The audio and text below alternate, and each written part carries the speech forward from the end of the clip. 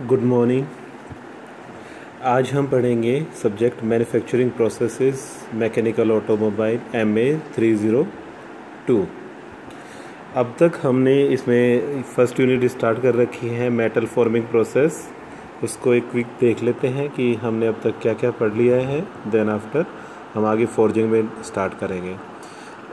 देखिए, metal forming पढ़ चुके हैं। मेटल फॉर्मिंग किसे कहते हैं, स्ट्रेसेस, उसकी प्रॉपर्टीज़, बल्क और sheet metal forming process, rolling, forging, extrusion, drawing, wire drawing, ये सारे हमारे मेटल फॉर्मिंग प्रोसेसेस होते हैं।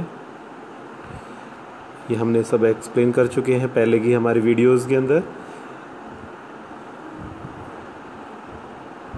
अब हम आगे पढ़ेंगे। हमने लास्ट में हमने पढ़ा था फोर्जिंग, कि फोर्जिंग कहते हैं किसे हैं, ठीक है। और फोर्जिंग जो है वो क्लासिफाइड यानी कितनी कैटेगरीज में होता है, ओपन डाई फोर्जिंग और क्लोज डाई फोर्जिंग। और क्लोज डाई फोर्जिंग को ही इम्प्रेशन डाई फोर्जिंग भी बोलते हैं, ठीक है।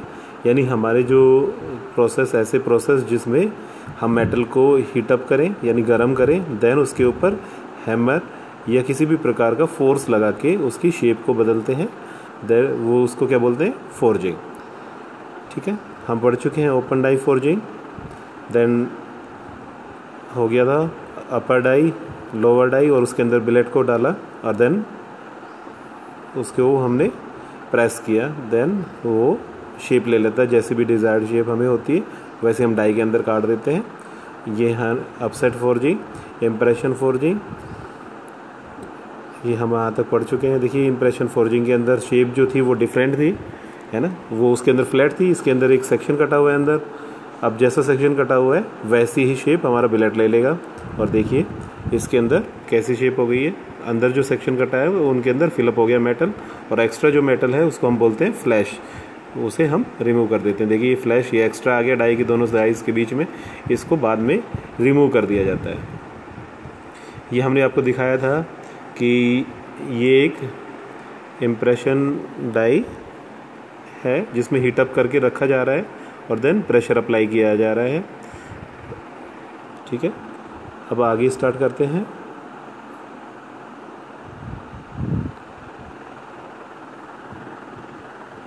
हमारे फोर्जिंग के डिफेक्ट्स।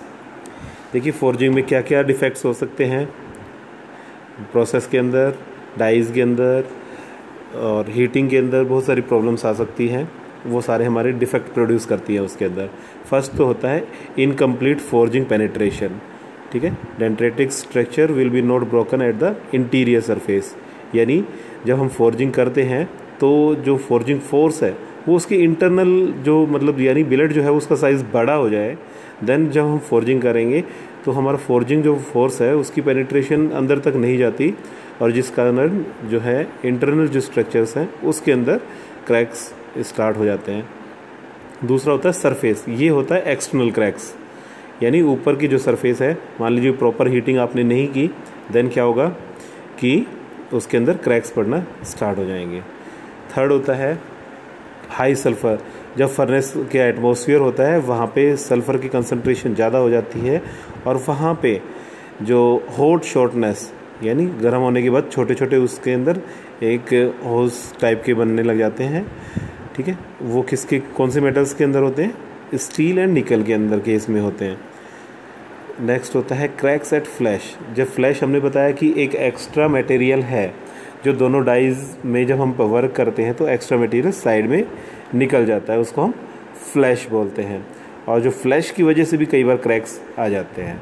कोल्ड शॉट की, यानी जैसे हम प्रोसेस कर रहे हैं और उसके ड्यूरेशन में हमारी जो मेटल है वो जो रेड थी वो धीरे धीरे ठंडी हो गई और हमने उसे दोबारा गर्म कर नहीं किया, देन वो क्या हो जाएगा, कोल्ड शॉट की प्रॉब्लम आ जाएगी, फोर्स ज़्यादा लगाने पड़ेंगे और क्रैक्स स्टार्ट हो जाएंगे, ठीक है।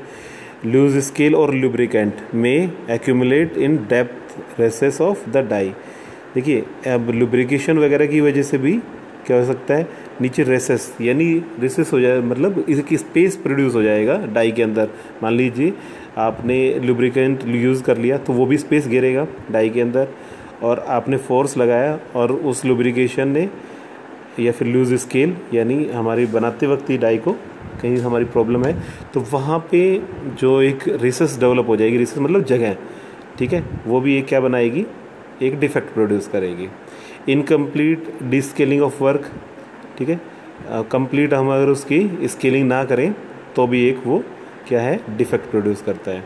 Internal cracks can develop during upsetting. Upsetting का मतलब होता है जब आप फोर्स लगा रहे हो और उसको थोड़ा सा फोर्स को सेंटर से हटा के फोर्स को लगाया जाए, यानी कोई भी चीज़ जैसे आपके उसके केंद्रीय यानी अक्ष पे लगा रहे थे और थोड़ा सा आपने उसको टिल्ट करके साइड में लगा दिया तो अपसेटिंग कहलाती है, ठीक है। तो इंटरनल क्रैक्स हो जाते हैं, डेवलप होने लग जाते हैं जब हम अपसेटिंग करते हैं तो, ठीक है। लैप्स पड़ जाते हैं यानी मेटल जो है वो फोल्ड हो जाती है, मुड़ जाती है, ठीक है। एक बार मिसमैच भी हो जाती है, जैसे डाई जो है ऊपर नीचे जो डाई है वो मिसमैच हो गई, देन क्या होगा, जो हमारे जो अंदर पीस बना रहे हैं फोर्जिंग का वो भी डिफेक्टेड होने लग जाएगा। नेक्स्ट कि फोर्जिंग ऑपरेशन में कौन कौन से होते हैं। फर्स्ट होता है अपसेटिंग, जैसे मैंने आपको बताया कि जो फोर्स है यानी हम नीचे तो एक सर्कुलर लेके आ रहे थे, ऊपर चाहते जैसे बोल्ट है हमारा कि बोल्ट के ऊपर थ्रेड कटे हुए हैं, पर जो उसका हेड है वो क्या है, उसका डायमीटर ज़्यादा है जो उसकी शैंक है उसके डायमीटर से, तो जो हेड बनाया जाता है वो अपसेट फोर्जिंग से बनाया जाता है, यानी उसकी जो डायमीटर है उससे एक्स्ट्रा डायमीटर की मेटल को हम जो बनाते हैं वो अपसेटिंग से बनाते हैं। हेडिंग, जब किसी चीज़ में हेड फॉर्मेशन किया जाता है। फुलरिंग यानी जो आपको दिखाएंगे प्रोसेस की एक स्लाइड और बनाऊंगा मैं, नेक्स्ट टाइम दिखाऊंगा मैं आपको। फ्लैटरिंग, फ्लैट करने के लिए। एजिंग यानी किनारे बनाने के लिए, ठीक है। ड्राइंग और नेकिंग, ठीक है। ड्राइंग ऑपरेशन यानी उसकी डायमीटर को घटाना या किसी समय थिकनेस को घटाना, ठीक है, या किसी की चीज़ को नेक को बनाना, नेक मतलब गर्दन की टाइप की शेप बनाना। सेटिंग डाउन, सेजिंग, पंचिंग, पंचिंग हम बता चुके हैं पहले ही जब हमने कहा था कि ऊपर पंच होता है, डाई होती है। पियर्सिंग और बैंडिंग, ये कुछ प्रोसेसेस के नाम हैं जो फोर्जिंग ऑपरेशन से किए जा सकते हैं, ठीक है। कुछ कंडीशंस इसमें हमें रखनी पड़ती है, जैसे flash is to be remove, जैसे आपने बना लिया फोर्जिंग से तो आपको फ्लैश जो है वो रिमूव करना पड़ेगा, अदरवाइज़ जो फिनिशिंग है वो हमारे कंपोनेंट की अच्छी नहीं होगी। पंच्ड होल में बी नीडेड, कई बार हमें होल भी करने उसके अंदर करने पड़ते हैं, उसका एक रीज़न होता है स्ट्रेस कंसंट्रेशन फैक्टर, ठीक है, वो डिज़ाइन में आता है कि जब हम अगर पंच नहीं करके रखेंगे तो धीरे धीरे उसके अंदर क्या हो जाता है, स्ट्रेस कंसंट्रेशन डेवलप होने लग जाती है ड्यू टू फोर्जिंग प्रोसेस, ठीक है। तो उसके लिए हमें पंच होल भी करने पड़ते हैं उसके। इम्प्रूव सरफेस फिनिश और क्लोजर डायमेंशन एक्यूरेसी में बी डिज़ायर्ड, हमें सरफेस फिनिश भी अच्छी रखनी होती है और जो डायमेंशन है जितना कस्टमर डिमांड कर रहा है उसकी जो डायमेंशन टॉलरेंस होता है उसके बीच में हमें उस कंपोनेंट को बनाना भी होता है। ट्रिमिंग, ट्रिमिंग एक्चुअली एक प्रोसेस होता है जिसके अंदर जैसे शीट है उसके किनारे जो हैं वो बड़े धारदार होते हैं, तो उनको क्या कर दिया जाए, ट्रिम कर दिया जाए यानी काट दिया जाए, ठीक है। हीमिंग होता है उनको मोड़ देना, ठीक है। Flash is trimmed before the forging is ready for shipping, ये कह रहे हैं कि जो फ्लैश है उसको ट्रिम कर देंगे यानी काट के साइड कर देंगे जब वो फोर्जिंग के जो कंपोनेंट है वो जब हमें डिस्पैच करना है उस समय, ठीक है। Coining and ironing are essentially sizing operation, size बनाए जाते हैं। जैसे कॉइनिंग आप देखते हैं, कॉइन्स जो हैं आपके पैसे, 1 रुपये का सिक्का है, 2 रुपये का, 5 रुपये का सिक्का, ठीक है। Critical surface to improve tolerances, smoothness, surface eliminating draft, draft actually एक डाई के अंदर एक एंगल होता है। Little metal flow is involve in either operation and flash is not fall, ठीक है। कॉइनिंग और आयरनिंग वगैरह जो है ये 2 प्रोसेस होते हैं जिनमें हम ये जो कॉइनिंग वगैरह कॉइन जो है इस टाइप के जो मेटेलिक कंपोनेंट्स हैं वो मैन्युफैक्चर करते हैं। देखो दोनों में डिफरेंस क्या होता है, कॉइनिंग जो है उसकी जो सरफेस होते हैं ऊपर और नीचे तक पैरेलल होते हैं, usually done on surface parallel to the parting line, जो उनकी पार्टिंग लाइन है उसके पैरेलल होंगे। पर आयरनिंग जो है is typically by the forcing of a cup shaped component, ठीक है, ring to size on outer diameter, ठीक है। इसमें क्या है, एक थोड़ा सा कप शेप बनेगी, यानी तो डायमीटर है वो एक साइड ज़्यादा हो सकता है और एक साइड कम भी हो सकता है, पर कॉइनिंग जो है कॉइन को आप देखोगे तो उसकी अपर सरफेस का डायमीटर और लोअर सरफेस का डायमीटर दोनों क्या होंगे, समान होंगे, पर आयरनिंग के केस में ऐसा नहीं होगा। नेक्स्ट प्रोसेस जो होता है हमारा मेटल फॉर्मिंग का, वो होता है एक्सट्रूजन। एक्सट्रूजन जैसे हम पहले से कह रहे हैं, मेटल फॉर्मिंग प्रोसेस वो प्रोसेस होते हैं जिनके अंदर धातु की आयतन को नहीं बदला जाता, उसकी आकृति को परिवर्तित किया जाता है। यानी उसकी वॉल्यूम पहले और बाद में समान होगी, मेटल की वॉल्यूम, ठीक है, पर उसकी आकृति में परिवर्तन कर दिया जाएगा। तो एक्सट्रूजन प्रोसेस भी क्या होता है कि बिलेट जो है उसको हीटअप करके और एक कंटेनर में डाला जाता है और पीछे से एक रैम, ठीक है, एक रैम वो उसके ऊपर फोर्स लगाती है और उसके बाद क्या होता है, क्योंकि बिलेट गर्म है तो वो एक्सट्रूड होके और एक छोटे डाई के होल में से निकल के हम जैसी भी शेप डाई के होल में काटेंगे वैसी ही शेप वो हमें दे देता है। देखिए उसकी डेफिनेशन को और हम देख लेते हैं स्टैंडर्ड डेफिनेशन को।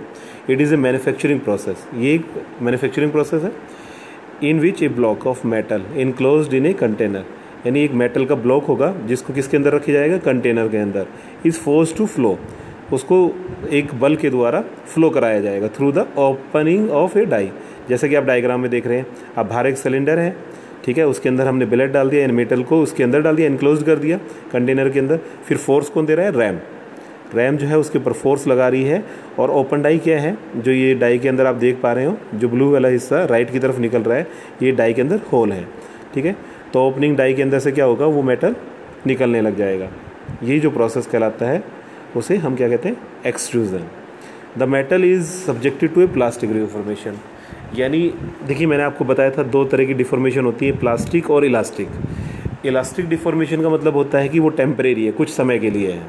जैसे रबड़ है, आपने उसको खींचा, बल हटाया, वो अपनी पहले वाली स्थिति में आ जाएगा, ठीक है, ये क्या हो गया, इलास्टिक डिफॉर्मेशन। परंतु आपने उसी रबड़ को ज़्यादा खींच दिया तो जाए उसकी, मान लीजिए वो 1 मीटर का लंबा था, आपने उसको 2 मीटर तक खींच दिया और छोड़ने के बाद उसकी लंबाई हो गई 1.2 मीटर, यानी जो 0.2 है वो उसकी लंबाई में बढ़ोतरी हो गई। तो वो जो बढ़ोतरी हुई है वो हमेशा परमानेंट रहेगी उसके अंदर, ठीक है। तो जो 0.2 है वो किसकी वजह से हुआ है, प्लास्टिक डिफॉर्मेशन की वजह। यानी प्लास्टिक डिफॉर्मेशन क्या होता है, कभी कंपोनेंट जो है परमानेंटली अपनी आकृति में बदलाव कर लेता है, यानी परमानेंटली अगर कोई चीज़ डिफॉर्म हो गई है तो उसको क्या बोलते हैं, प्लास्टिक डिफॉर्मेशन। और अगर वो कुछ समय के लिए अस्थायी हुई है तो उसको बोलते हैं इलास्टिक डिफॉर्मेशन, ठीक है। And it undergoes reduction and elongation. देखिए रिडक्शन का मतलब घटाव होगा उसके अंदर। देखिए हम देख रहे हैं जैसे बिलेट, उसका डायमीटर ज़्यादा है और ओपन डाई में से उसका डायमीटर कम हो गया है। इलोंगेनेट होगा यानी लंबा हो रहा है, देखो लेंथ बढ़ती जा रही है उसकी, इलोंगेनेट हो रहा है, ठीक है। Basically it is an adaption of open die forging. हम देख रहे हैं ओपन डाई फॉर्जिंग से हो रहा है, ठीक है ना। ये किसका एडेप्शन है, ओपन डाई फॉर्जिंग का। एक तरीके से हम ओपन डाई फॉर्जिंग है जिसके अंदर ऊपर से एक फोर्स लगा रहे हैं, इसमें वो क्या हो जाता है, हॉरिजेंटली हो जाता है, तो रैम लगा रही है और हमें एक्सट्रूड होके ओपन एक होल है डाई के अंदर, वहाँ से हमें मेटल मिलती है। यूजेस, फॉर्जिंग के क्या यूज़ होते हैं। फर्स्ट होता है manufacturing of solid and hollow section from non ferrous metals and alloys. सबसे पहले तो हम क्या बना सकते हैं, कोई ठोस या कोई खोखली चीज़ें जो नॉन फेरस मेटल से या एलॉय से बनी होती हैं। दूसरा स्लाइडिंग डोर, स्लाइडिंग यानी घिसड़ने वाले दरवाजे, ठीक है। Tubing having various cross sections, tubes बना सकते हैं डोर, विंडोज़ वगैरह के लिए। ये सारी चीज़ें हम फॉर्जिंग से एक्सट्रूजन से बना सकते हैं। एक्सट्रूजन जो है वो कितने प्रकार का होता है, तो क्लासिफिकेशन ऑफ एक्सट्रूजन प्रोसेस हम देख लेते हैं।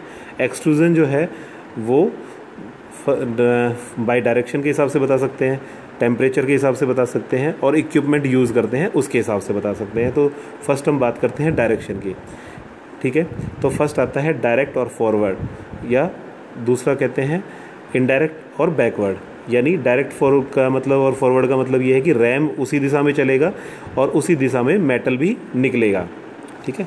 जैसे कि हमने अभी देखा, ये डायग्राम देखिए, इसमें देखिए ये क्या है, रैम भी राइट हैंड की तरफ जा रहा है और जो मेटल निकल रहा है वो भी राइट की तरफ निकल रहा है। तो इसका मतलब ये कौन सा है, फॉरवर्ड और डायरेक्ट एक्सट्रूजन है।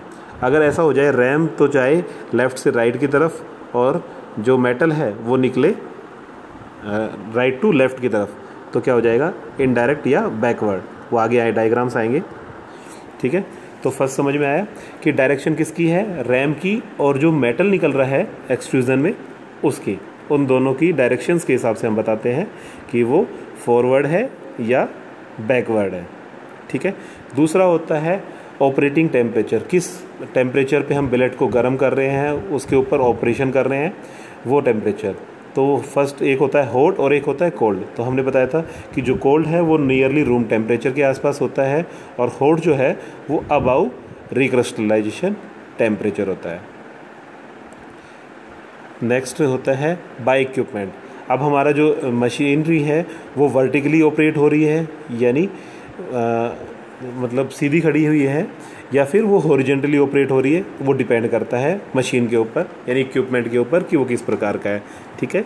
एक्सट्रूजन जो है वो 3 प्रकार का हो गया हमारा, डायरेक्शन के हिसाब से, टेम्परेचर के हिसाब से, और इक्विपमेंट के हिसाब से। फर्स्ट आता है डायरेक्शन के हिसाब से, 2 प्रकार का होगा, डायरेक्ट और इनडायरेक्ट, ठीक है, यानी फॉरवर्ड और बैकवर्ड। फिर होगा टेम्परेचर के हिसाब से, ऑपरेटिंग टेम्परेचर जिसके ऊपर मशीन ऑपरेट हो रही है, ठीक है। मशीन इन द सेंस उसके मशीन के अंदर जो मेटल डाला गया है वो किस टेम्परेचर पे ऑपरेट करवा रहा है, वो होता है हॉट और कोल्ड। उसके बाद होता है बाय इक्विपमेंट, कि मशीन हमारी जो वर्टिकली ऑपरेट हो रही है या हॉरिजेंटली ऑपरेट हो रही है, उसके हिसाब से। अब इनकी कैटेगरीज हैं, इनको भी एक बार देख लेते हैं। फर्स्ट आता है क्लासिफिकेशन बाय डायरेक्शन, दिशा के हिसाब से कैसे होगा। फर्स्ट है डायरेक्ट एक्सट्रूजन, जैसे कि मैंने आपको बताया कि रैम और जो बिलेट का जो ओपन डाई के अंदर से जो मेटल निकलेगा, दोनों की जो दिशाएं होंगी वो एक ही दिशा होंगी, यानी सेम डायरेक्शन में वो फ्लो करेंगे, रैम एंड मेटल, ठीक है। तो उसको बोलते हैं डायरेक्ट एक्सट्रूजन, जैसा कि लिखे हुए हैं हमने पॉइंट्स में भी। It is a process in which the metal billet placed in a container is forced by a ram to pass through a die, ठीक है ना। यानी एक मेटल बिलेट है, उसको हम किसके अंदर, कंटेनर के डालेंगे, और रैम के द्वारा उसके ऊपर फोर्स लगाएंगे, तो वो किसके अंदर से पास होगा, डाई के अंदर, ठीक है। In this type of direction of flow of metal is in the edge that of movement of ram. जैसा रैम का मूवमेंट होगा वैसे ही डायरेक्शन में वो क्या करेगा, मूव करेगा मेटल, तो उसे हम क्या बोलेंगे, direct extrusion. The punch closely fit the die cavity to prevent backward flow of the material, ठीक है, कि हम उसके अंदर जो रैम है वो जो सिलेंडर है उसके अंदर इतना फिट होना चाहिए कि बैकवर्ड फ्लो नहीं कर सके, यानी वो साइड से ना निकल जाए, दोनों के बीच में जो गैप है उसके अंदर से, अदरवाइज जो है डिफेक्ट प्रोड्यूस होने लग जाएंगे, ठीक है। अब देखते हैं नेक्स्ट डायरेक्ट एक्सट्रूजन का। जैसे आपको डायग्राम दिख रहा है आपको कि हमने क्या किया, रैम से फोर्स अप्लाई किया, जो रेड कलर में दिख रहा है आपको ये बिलेट है। बिलेट मतलब एक धातु है जिसको गर्म करके हमने इसके अंदर डाला हुआ है, ठीक है। जब रैम इसके ऊपर फोर्स लगा रहा है तो देखिए ब्लू को और ग्रीन को देखिए, रैम की डायरेक्शन भी क्या है, ब्लू में देखिए राइट से लेफ्ट की तरफ जा रहा है, यानी दाएं हाथ से बाएं हाथ की तरफ चल रहा है, और जो बिलेट है यानी जो रेड है वो भी क्या चल रहा है, राइट से लेफ्ट की तरफ ही निकल रहा है, ठीक है। यानी एक्सट्रूडेड प्रोडक्ट जो है वो देखिए रेड, जो ग्रीन की डायरेक्शन दिखा रहा है, ग्रीन और ब्लू की डायरेक्शन सेम है, इसका मतलब बिलेट और रैम की डायरेक्शन सेम है, तो इसको क्या बोलेंगे हम, डायरेक्ट एक्सट्रूजन, ठीक है। सेकंड देखिए, इनडायरेक्ट एक्सट्रूजन में देखिए फ़र्क क्या हो गया, इसके अंदर हमने क्या कर दिया, जो कंटेनर है रैम के अंदर ही एक होल छोड़ दिया। अब ब्लू की डायरेक्शन देखिए क्या कर रहा है, लेफ्ट से राइट की तरफ जा रहा है, परंतु जो रेड कलर का जो बिलेट है वो उसकी डायरेक्शन किससे शो कर रखी है हमने, ग्रीन से, तो उसकी डायरेक्शन को देखिए वो कैसे जा रहा है, वो राइट टू लेफ्ट जा रहा है, यानी रैम की दिशा लेफ्ट से राइट है और बिलेट की राइट टू लेफ्ट है, ठीक है। यानी दोनों की विपरीत हो गई, एक दूसरे के अपोजिट है, इसको बोलते हैं इनडायरेक्ट एक्सट्रूजन। ये एक एक्चुअली रैम और इसके अंदर है ना लुब्रिकेशन वगैरह के लिए बीच में हम ऑयलिंग वगैरह करते हैं, तो ये हाइड्रोस्टेटिक वो बोलते हैं इसको एक्सट्रूजन, हाइड्रोस्टेटिक एक्सट्रूजन। ये जब ज़्यादा हैवी एलॉयज़ होते हैं जिनका टेम्परेचर बहुत ज़्यादा होता है उनके लिए हम इसको यूज़ करते हैं। देखिए सबसे पहली बात कि इसकी एडवांटेजेस क्या है कोल्ड एक्सट्रूजन की। हमने कहा कोल्ड एक्सट्रूजन किस पे होता है, रूम टेम्परेचर के आसपास होता है, ठीक है। तो फर्स्ट क्या होता है, इसके अंदर मैकेनिकल प्रॉपर्टीज़ इंप्रूव हो जाती हैं, बढ़ जाती है। Mechanical properties in the sense strength, toughness, brittleness, creep, ठीक है, डक्टिलिटी, मेलिएबिलिटी, ये बहुत सारी मैकेनिकल प्रॉपर्टीज़ होती हैं, वो इम्प्रूव हो जाती हैं, बढ़ जाती हैं। दूसरा, good control of dimension tolerance, जो हम टॉलरेंस हमें दिया गया है उस पर हम काफ़ी आसानी से कंट्रोल कर सकते हैं और उसे डेवलप कर सकते हैं। थर्ड होता है इम्प्रूव्ड सरफेस फिनिश, हमारी जो सरफेस फिनिश होती है वो भी काफ़ी अच्छी हो जाती है। No need for heating billet, ठीक है, हमें बिलेट को हीट करने की ज़रूरत नहीं है, क्योंकि हम पहले ही कह रहे हैं कि बिलेट जो है वो रूम टेम्परेचर पे उसको रखा जाएगा और देन उसके ऊपर हम रैम से फोर्स लगाएंगे। No oxidation takes place, oxidation का मतलब क्या है कि जब गर्म हो जाता है मेटल तो वो इन्वायरमेंट की ऑक्सीजन के साथ रिएक्शन करने लग जाता है, ठीक है। जैसे मान लीजिए लोहा है, वो Fe है 2 पॉजिटिव, Fe2 पॉजिटिव है, प्योर लो आयरन जो है, पर उससे जब गर्म करते हैं तो वो रिएक्टिव हो जाता है, और जो उसकी 2 वैकेंट सेल में जो पीछे 2 वैकेंट हैं 2+ है, तो वहाँ पे वो क्या करना चाहता है कि रिएक्शन करना चाहता है, और वो क्या बना लेता है, Fe2O3 बना लेता है, यानी ऑक्सीजन के साथ रिएक्ट करके, और वो वहाँ पे ऑक्सीडेशन फॉर्मेशन करने लग जाता है। तो हम उससे, क्योंकि हमने उसे गर्म ही नहीं किया बिलेट को, तो हमें ऑक्सीडेशन फॉर्मेशन की प्रॉब्लम ही नहीं होती है इसके अंदर कोल्ड में। डिसएडवांटेजेस क्या होती हैं, इसकी कुछ खामियां भी होती हैं। टूलिंग कॉस्ट इज़ हाई, देखिए टूल कॉस्ट महंगा पड़ेगा, क्यों, क्योंकि देखिए हमें क्या करना है, ठंडे को ही रूम टेम्परेचर पे ही उसके ऊपर प्रोसेस करना है, तो हमें ताकत ज़्यादा लगानी पड़ेगी। Therefore large production load size is required, ठीक है, बहुत ज़्यादा प्रोडक्शन चाहिए, अदरवाइज़ हम कॉस्ट नहीं निकाल पाएंगे टूल की। Special coating is required to reduce fraction, हमें जो सिलेंडर है और रैम है उसके ऊपर स्पेशली कोटिंग करनी पड़ेगी, और जो लब्रिकेशन है यानी जो ऑयल है वो उसकी एक फिल्म भी मेंटेन करनी पड़ेगी, जिससे क्या हो, फ्रैक्शन कम हो और हम जो है फ्रैक्शन को कम रिड्यूस कर दें और हमारा प्रोसेस जो है वो ईजिली हो सके। Limited deformation can be obtain, एक सर्टेन लिमिट तक हम उसके ऊपर उसमें बदलाव कर सकते हैं बिलेट के शेप्स के अंदर, ज़्यादा हैवी फोर्स नहीं लगा सकते, अदरवाइज़ क्योंकि वो रूम टेम्परेचर पे है तो हम अपने जो कंटेनर है और जो रैम है उन दोनों को हार्म कर सकते हैं, यानी उनमें कोई प्रॉब्लम क्रिएट हो सकती है। एप्लीकेशंस क्या होते हैं, एप्लीकेशन देखिए ट्यूब्स बनाई जा सकती हैं, गियर ब्लैंक्स, गियर ब्लैंक का मतलब है कि गियर ना कटा हो, खाली हो, यानी लोहे के पीस ऐसे जिनके ऊपर गियर के टीथ ना कटे हों पर गियर की जैसी आकृति दिख रही हो, उसके ऊपर टीथ बाद में मिलिंग वगैरह पे काट लिए जाते हैं। एल्यूमिनियम कैंस बन सकते हैं, जैसे नॉर्मली आप देखते हैं जितनी भी कोल्ड ड्रिंक्स वगैरह हैं उनकी पैकिंग आती है एल्यूमिनियम कैन के अंदर। सिलेंडर्स बनते हैं, फायर एक्सटिंग्विशर के जो सिलेंडर केसेस होते हैं वो बनते हैं। हमारे जो सॉकर्स होते हैं, शॉक एब्जॉर्वर जो बोलते हैं हम, बाइक्स के, गाड़ी के, इनके उनके सिलेंडर्स बनते हैं। एंड ऑटोमोटिव पिस्टन्स बनती हैं इससे। तो ये इसके एप्लीकेशंस है कोल्ड एक्सट्रूजन के। देखिए ऐसे कौन कौन से फैक्टर हैं जो अफेक्ट करते हैं हमारे एक्सट्रूजन के फोर्स को। तो फर्स्ट होता है कि टाइप ऑफ एक्सट्रूजन, यानी वो डायरेक्ट है या इनडायरेक्ट है। तो जो डायरेक्ट है उसके अंदर बल जो है वो ज़्यादा लगाना पड़ता है, इनडायरेक्ट जो है उसके अंदर बल कम लगाना पड़ता है। एक्सट्रूजन रेशियो है कि यानी आपने जो साइज़ डाला है उसका साइज़ और जो निकाल रहे हो आप उसके अंदर से एक्सट्रूडेड प्रोडक्ट, उन दोनों के डायमीटर का जो अनुपात है वो, यानी आपने जी बिलेट डाल लिया 100 mm का और आप निकालना चाहते हो 10 mm का प्रोडक्ट उसके अंदर से, तो उसका जो एक्सट्रूजन रेशियो जो हो जाएगा वो 10 हो जाएगा। ठीक है, जितना एक्सट्रूजन रेशियो कम होगा, ठीक है, उतना ईजिली यानी उतना कम फोर्स लगाना पड़ेगा, जितना बढ़ जाएगा उतना ज़्यादा फोर्स लगाना पड़ेगा। ठीक है, वर्किंग टेम्परेचर, हम कह रहे हैं टेम्परेचर बढ़ाते हैं तो उसके इंटरनल जो बॉन्ड्स हैं वो काफ़ी वीक हो जाते हैं मेटल के, तो हमें फोर्स कम लगाना पड़ता है, यानी टेम्परेचर बढ़ेगा तो फोर्स कम लगेगा और टेम्परेचर कम होगा तो फोर्स ज़्यादा लगाना पड़ेगा।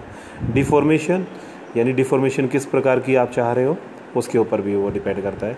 फ्रैक्शनल कंडीशंस भी, अगर आप लुब्रिकेशन यूज़ कर रहे हो तो आपको फोर्स कम लगाना पड़ेगा, आप लुब्रिकेशन यूज़ नहीं कर रहे हो तो आपको फोर्स ज़्यादा लगाना पड़ेगा। अगली बार हम पढ़ेंगे नेक्स्ट लेक्चर में रोलिंग प्रोसेस। ठीक है। तो ये हमारा अब तक हमारा मेटल फॉर्मिंग प्रोसेस के अंदर हम पढ़ चुके हैं कि मेटल फॉर्मिंग किसे कहते हैं, मेटल फॉर्मिंग हॉट में होती है, कोल्ड में होती है, उसके बाद की मेटल फॉर्मिंग होती क्या है, मेटल फॉर्मिंग के कौन कौन से प्रोसेस होते हैं, जैसे rolling, drawing, forging, extrusion, drawing, ठीक है, ये प्रोसेसेस होते हैं। उसके बाद हमने पढ़ लिया कि एक्सट्रूजन क्या होते हैं और फोर्जिंग, 2 प्रोसेस पढ़ चुके हैं। नेक्स्ट टाइम हम पढ़ेंगे रोलिंग और देन ड्राइंग। Thank you.